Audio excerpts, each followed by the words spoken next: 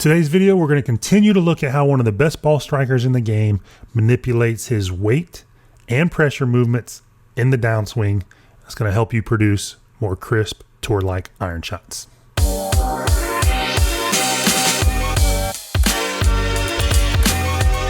So in the first video, and we'll put a link to it here and above on top of the screen, we looked at this golfer's backswing in pretty good detail and took a look at how he set himself up for the downswing, both with his mass movement, his weight movement, and his pressure movement. Now let's take a look at what he does after all that. After he does the setup, right? Let's take a look at how he initiates the downswing and what happens in the downswing to produce those tour quality, world-class iron shots. So here we are at the top of his swing. This is where we left off in the last video. So his pressure is still on his right foot, on its way to the front foot. His horizontal force is near peaking. His torque is starting to ramp up, and his vertical force is continuing to drop. So that's him lightening himself as he's shifting forward. Now, if we take him out of the top and start him in the downswing, we can start to see all of those things happen. So now his horizontal force is peaking. He's still moving, shifting forward. His hips now are on their way to leveling. And he has maxed out his lightning move. So he's now right around 73% of his body mass into the ground. So it's a forward, downward movement of the centers, right? And you can see the center of his rib cage, the center of his pelvis moving together as all of that happens. And now we can see the torque really starting to ramp up. And the pressure now is shifting over to the front side, right? Everything is still moving. His upper body and his lower body is still moving at the same rate forward, still drifting forward. Now he is right now back to his normal body weight. And we can see now that the push off the back foot is starting to drop. His torque now is very near its peak. So that happens pretty much right when his vertical force is kind of flatline. So that's the order we want. We want horizontal to peak first, torque to peak second, and vertical to peak last, ideally before impact.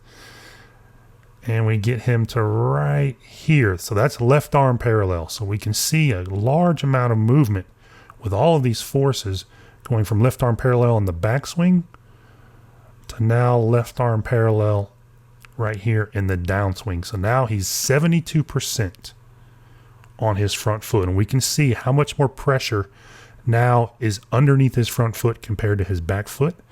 We can see his torque is pretty much right at near its peak, and now his vertical force is starting to ramp up. So now he's starting to increase his body mass relative to the ground.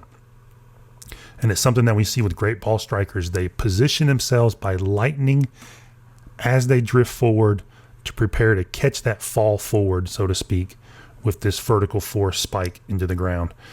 And we can see now that his hips are now no longer left hip really low. Now they're again continuing to flatten out.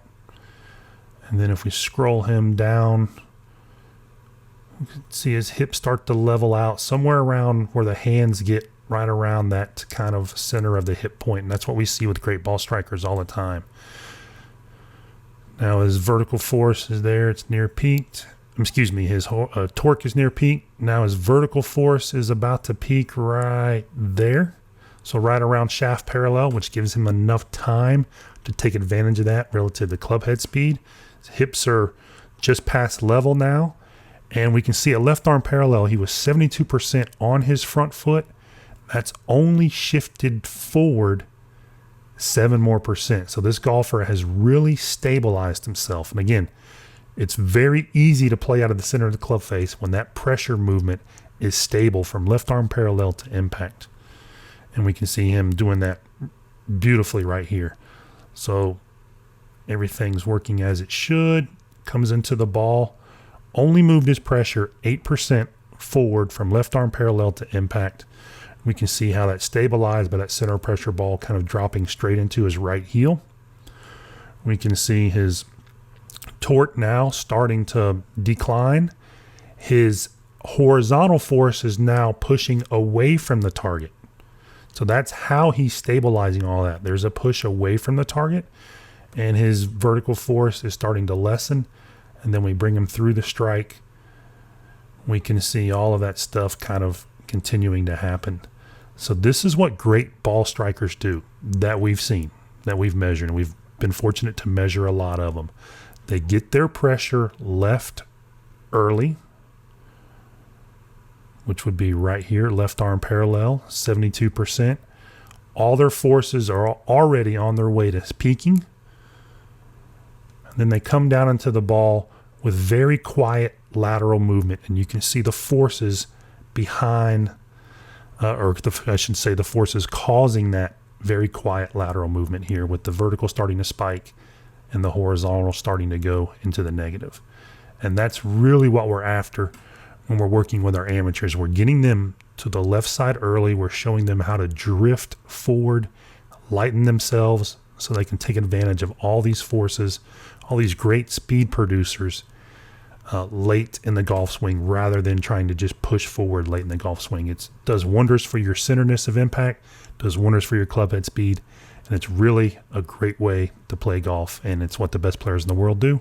Hopefully this helps clean up some of the misconceptions surrounding all of this movement of lateral movement, weight shift, pressure shift. Please ask us questions down below or leave us your comments. We'd love to help you answer them, and we will see you guys on the next video.